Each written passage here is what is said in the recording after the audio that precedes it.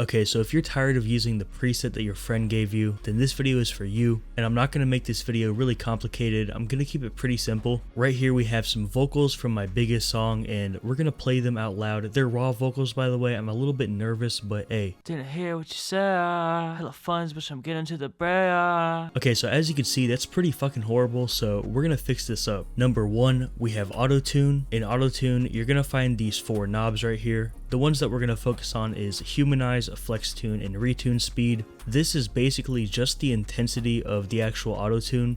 For example, if you have the retune speed at 400, you're not going to have any auto-tune. If you have it at 0, you're going to have a lot and it's going to sound robotic. Flex tune basically counteracts the retune speed. If you want to have your stuff sound a little bit more natural, then this is for you. And then humanize, we're really not going to use this because this is only for if you're like hitting some long ass notes, you know what I mean? If you're like, oh bro. So yeah, like we're not doing this shit. Also, if you do have a slightly deeper voice and because of that deep voice you have to sing an octave up, go to format or what is that? Forment? I don't even know, bro.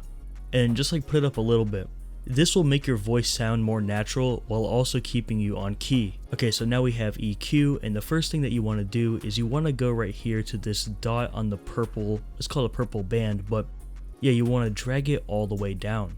So now you're going to see 4 little dots, and then you want to go over here and drag that shit all the way down. And you want to put it at around 80. Okay, so yeah, a lot of the bullshit in your vocals live right here though. I'm going to play a short snippet of like what lives here in my vocals.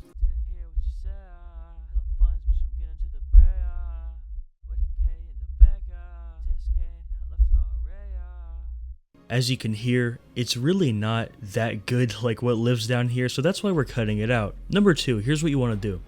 On all of these circles except for 7, you want to scroll down all the way on them. So you see how it says 39 up there? You want to scroll down till it says 0, and you want to do this on every single one. You want to take one of these circles and drag it all the way up, and then you're going to play the vocals and listen for like a really shitty, annoying sound, right? You want to like sweep through until you find something that is just ear-piercing. Okay, so right here at around, what is this? I think it's like 340 hertz. There's a really unpleasant sound. I'm going to play it one more time. So it's like peaking, it sounds horrible. You want to leave it right here, and then go over here to these bands, and you want to drag it down from here. So you want to do this multiple times. You want to sweep through the EQ and find parts that sound horrible. So I'm going to speed this up and do it, so yeah.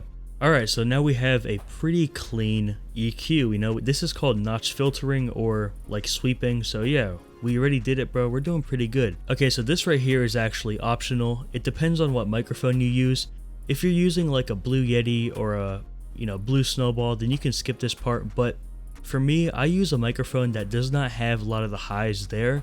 So I drag my highs up a little bit. Yeah, that's what you want if you have a more dull microphone like I do, sadly, but yeah. Also, one more thing when doing the notch filtering, you don't want to have it like too low. For example, you don't want it like this because it's just like fucked. You want to have it just down a little bit, right? You want to have it just a little bit below this white line. Now we have a compressor, and this one is a little bit more trickier to kind of explain because like for part of this, you're going to have to kind of just do it by ear and figure it out yourself.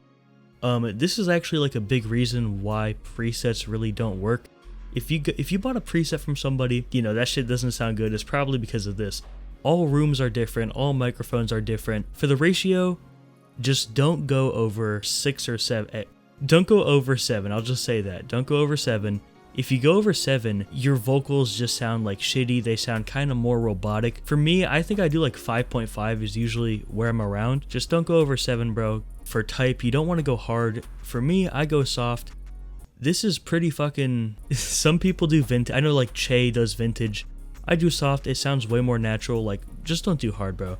And everything like past here, like where it says like medium, vintage, R, all that bullshit, don't do it. For release, I usually go around 80 to 100. I'll just go 100 for now, and then attack, you can keep it where it is. Now this right here, threshold and gain. The threshold is basically the point where the compressor will activate, you know what I mean? So for me, I like having it around 12 because this is what like fits my voice, you know what I mean? For gain, you really don't need that much. Don't go over 4. I usually go like 3 around there. For threshold, bro, if you like whisper into a mic, you might have to fucking do some crazy shit. For me though, I just do 12. Just play around with this until it sounds natural, until everything sounds kind of clean. By the way, if you don't know what a compressor actually does, it's basically like automated volume control, so you don't have to manually, you know, make this part right here quieter. It does that shit all itself, you know? Okay, so now we have de-essing, and if you don't know what de-essing is, it basically makes the harsh S sounds sound less harsh. For example, that shit does not sound good if you're trying to make a song, right? You can do this all like stock in FL Studio. You don't have to like have any plugins here. You can do Maximus, go to presets up here, and then go to DS or narrowband or split band. Whenever I do this, I'm gonna be real. Whenever I am mixing vocals, I do both of these tactics. I have Maximus set up and this. For some reason, my microphone just picks up on the S so much. But what you want to do is you want to do the notch filtering thing again, but you want to just find where the S lives.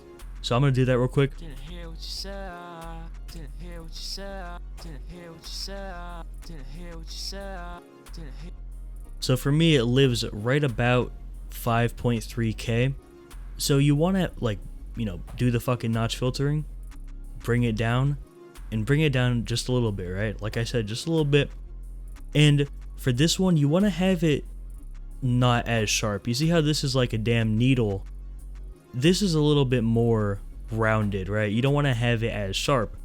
So yeah, that's de-essing. That was pretty simple. Now we have Soundgoodizer, and I already know, bro, the comments, y'all are gonna flame me, but Soundgoodizer actually does sound pretty good. For me, it makes my vocals sound a little bit more full, a little bit more warm. It's just overall, I fuck with it. If you're gonna do this, only use A or C, and don't go too much. Like for me, I have this at 20% right now. I would not even go over 20%. Like, no way, don't do this. Don't do this. Keep it pretty low, right? This is the last crucial step to having a good vocal chain. You want to have a fruity limiter. Now, a fruity limiter basically just gets rid of background noise. So all you got to do, go to fruity limiter, go to presets, noise gate, and you're good. Now, if it's like cutting out too much, if it's like cutting out your vocals, you can mess around here. You can just play around with it, and I cannot give you exact numbers here because, hey, it's your room, it's your microphone.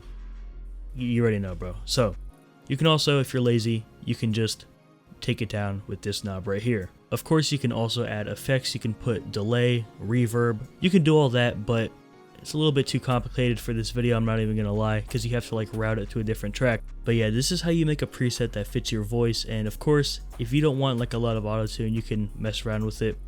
This is just how you make like a pretty clean preset, bro. Also, if this is your first time seeing one of my videos, I usually do like underground rap music marketing. So yeah, if you want to go up in the underground, I have a private community, and in there, I'm speedrunning the underground and documenting every single move that I make in that community, so you can copy me one-to-one. You can also ask me questions, and you know, it's just like a big community of artists. So yeah, I hope you guys like this video. I'll see you later. Peace.